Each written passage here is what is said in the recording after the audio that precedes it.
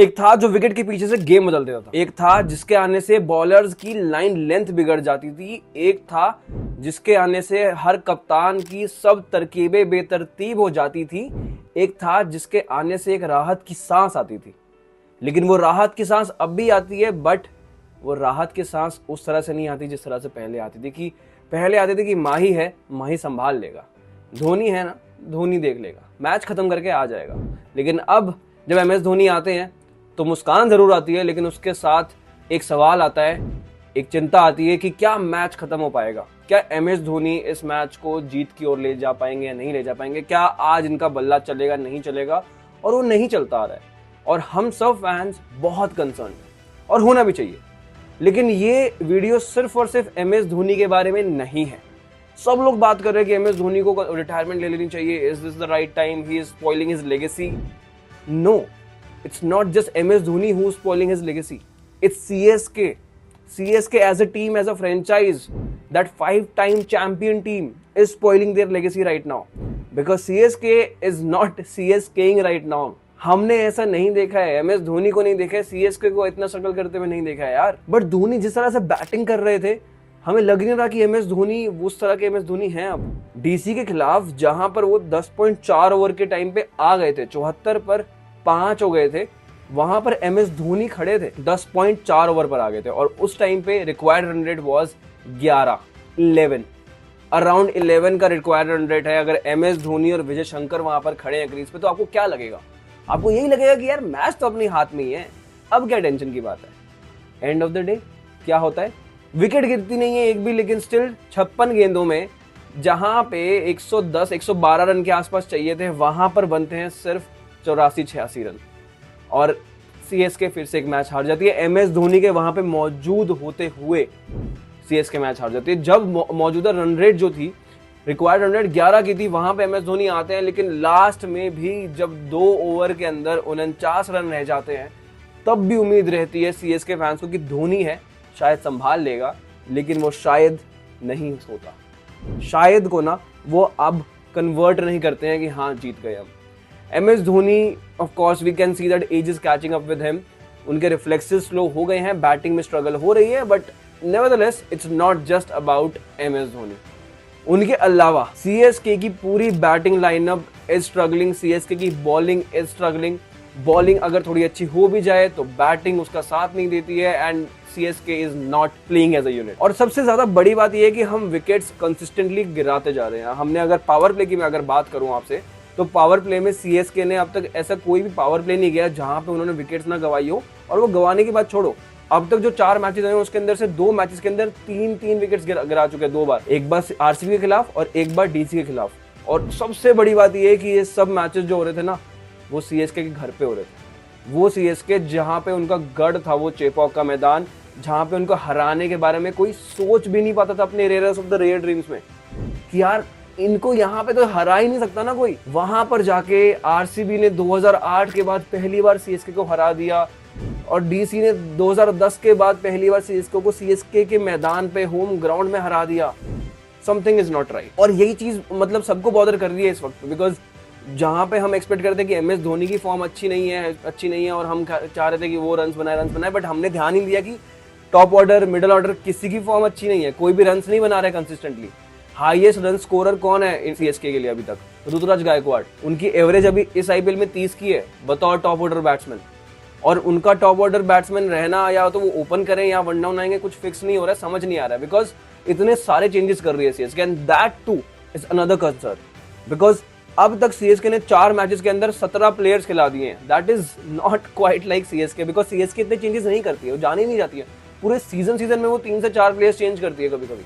But CSK इस बार कुछ अलग कर रही है, कोशिश कर रही है, क्योंकि they are also struggling right now. Rachin Ravindra से रन्स नहीं बन रहे, एक मैच में थोड़े स्कोर किया लेकिन नहीं आया। राहुल त्रिपाठी से रन्स नहीं आए हैं। दीपक हुड्डा ने स्टार्टिंग में उनको मौका मिला, उनसे रन्स नहीं बने। शिवम दुबे आते हैं, कोशिश करते हैं, लेकिन अब उनकी भी एक वीकनेस सामने आ रही है, जो कि है आउटसाइड ऑफ, उनकी रेंज से दूर रखना, और वहां पे वो विकेट गवा देते हैं। और सबको समझ में आ रही है चीज, ये कितनी जल्दी करेक्ट होती है ये एक देखने वाली बात होगी, बट इस वक्त पे it is a very big concern. और दूसरा कंसर्न ये है कि बहुत सारे सिमिलर नेचर के बैट्समैन है। राहुल त्रिपाठी हो गए, उसके बाद चाहे ऋतुराज गायकवाड़ हो या फिर सचिन रविंद्र हो, डेवन कॉनवॉय चलो डीसी वाले मैच में खेले बट कुछ परफॉर्म नहीं किया, दीपक हुड्डा भी अगर बैटिंग करने आते हैं, शिवम दुबे भी अगर बैटिंग करने आते हैं, सब प्लेयर्स ऐसे हैं जिनको थोड़ा सा वक्त चाहिए, आते ही हार्ड हिटिंग नहीं कर सकते हैं। ऑफ कोर्स शिवम दुबे हैं वहां पर एक्सप्लोसिव हिटिंग करने के लिए, बट उनके अलावा उनका साथ देने के लिए कोई और नहीं है। ना ही रविंद्र जडेजा वो चीज कर सकते हैं, ना एमएस धोनी कर पा रहे हैं। एक सवाल एक यहाँ पर बन जाता है कि यार कौन करेगा एक्सप्लोसिव हिटिंग। वंश बेदी को मेरे को ऐसा लगता है कि यहाँ पर एक मौका देके देखना चाहिए, because I just have a feeling कि वंश बेदी को अगर मौका दोगे तो आपका मिडिल ऑर्डर में थोड़ा एक्सप्लोसिव बैटिंग और बढ़ जाएगी। और जहां इतने मौके दिए तो एक उसको भी बनता ही है यार। जहां सैम करन को भी दे दिया, जहां पे आपने डेवन कॉनवॉय को भी खिला दिया, जेमी ओवर्टन को खिला दिया, आपने सारे अपने ओवरसीज प्लेयर्स को अब यूज करके देख लिया है, बट आपके पास कोई एक ऐसा कॉम्बिनेशन नहीं बन रहा है अभी भी सीएसके के पास जो उनको मैच जितवा कर दे दे। एंड फील्डिंग भी नहीं हो रही है अच्छी, और उसके साथ साथ माइंडसेट जो है, आई डोंट नो, वो इंटेंट देखने को नहीं मिल रही है सीएसके का कि उनको जीतना है। ना ही वो डीसी वाले मैच में दिखा, ना उससे पहले वाले मैच में दिखा था, आरसीबी वाले मैच में तो बिल्कुल भी नहीं दिखा था। कहीं ना कहीं इंटेंट मिसिंग है, और उसके साथ साथ सीएसके का वो एसेंस जो है ना एज अ यूनिट खेलने का, वो मिसिंग है। Is it about the leadership? Is it about the players mindset? Is it about working as a unit and playing as a unit? I don't know, but हम CSK fans इस वक्त पे मेरे ख्याल से बहुत ज़्यादा मायूस, हताश, निराश हैं, क्योंकि हमें हमारी वो चैंपियन टीम नज़र नहीं आ रही है। और अगर ऐसे ही चलता रहा ना तो सीएसके शायद से फिर से बॉटम ऑफ द टेबल में दिखाई देगी। एक बार ऐसा हो चुका है, हमने देखा है कि कितना ज़्यादा अच्छा नहीं लगता है सीएसके को वैसे देखते हुए, अच्छा नहीं लगता है। एंड एमएस धोनी के बारे में सब लोग बात कर रहे हैं, but I think the problem is कि सीएसके की पूरी टीम के साथ ये इशू है। It's not just about MS Dhoni, it's not just about Ravindra Jadeja, it's not just about any particular player, it's about CSK as a team. Something is not right and they need to fix it really quickly, otherwise they might lose a lot of matches in future and it might cost them the trophy as well. So ये चीज़ करना बहुत important है। और उसके साथ साथ यार CSK का इंटेंट क्यों नहीं दिख रहा है, मैं फिर एक और चीज़ आपको बताता हूँ। अब तक आईपीएल में लगी सबसे स्लोवेस्ट 50s में, टॉप 550 जो सबसे मोस्ट स्लोवेस्ट 50s है, उसके अंदर 3 नाम सीएसके के प्लेयर्स। विजय शंकर की जो 50 आई है, that has been the slowest 50 in this IPL 2025। उसके अलावा वहां पर ऋतुराज गायकवाड़ का नाम है और सचिन रविंद्र का नाम है। और सीएसके अपने घर पे खेलते हुए अगर ढेर हो जा रही है, जो घर के शेर थे वो वहां पे अब ढेर हो रहे हैं, तो कुछ तो गलत हो रहा है। पिन नहीं खेली जा रही है या पेस नहीं खेली जा रही है, 180 का टारगेट खड़ा करवा देते हैं एंड देन उसको चेज नहीं कर पाते हैं। सुरेश रायना जब थे यहाँ पे इस टीम में, वो ऐसा प्लेयर जो मिडिल ऑर्डर में आकर संभालता था इनिंग्स को, या अगर जल्दी गिर जाती थी विकेट्स तो वो नई गेंद से भी संभालते थे, पावर प्ले में आके रन्स बनाते थे, सिंगल डबल कैसे निकालना है मिडिल ओवर्स में वो उनको आता था, वहां पर भी एक्सेलरेट कर सकते थे। ऐसा कोई प्लेयर मिसिंग है यहाँ पे। CSK is badly missing services of Suresh Raina और समवन लाइक सुरेश रायना और Ambati Rayudu for sure, and they have still not found a replacement for that. सब लोग बात करें समीर रिजवी की कि शायद से वो सुरेश रायना के रिप्लेसमेंट हो सकते थे, उस तरह की बैटिंग स्टाइल है जो भी है, बट वो भी नहीं है इसी टीम में। लास्ट ईयर उनको ड्रॉप कर ही दिया था, और समीर रिजवी इतना ज़्यादा अब तक परफॉर्म नहीं कर पाए, बट स्टिल अब तक सुरेश रायना का रिप्लेसमेंट नहीं मिल पाया है। एंड ये भी एक चिन्ह था, लगो मिस तो कर रहे होंगे यार सीएसके फैंस इस वक्त पे तो बहुत ज़्यादा मिस कर रहे होंगे। उसके साथ साथ चेपॉक के मैदान पे ये जो हार मिल रही है हम लोगों को, और इतनी बड़ी बड़ी डिफीट्स और इतने बड़े बड़े सेटबैक्स मिल रहे हैं, उसमें सबसे इंपॉर्टेंट रोल मैं कह सकता हूँ कि बैट्समैन को तो था ही, बट एक और मेजर चीज़ जिसके ऊपर सीएसके बहुत ज़्यादा रिलाय करी थी इस बार, दैट वाज देयर स्पिनर्स।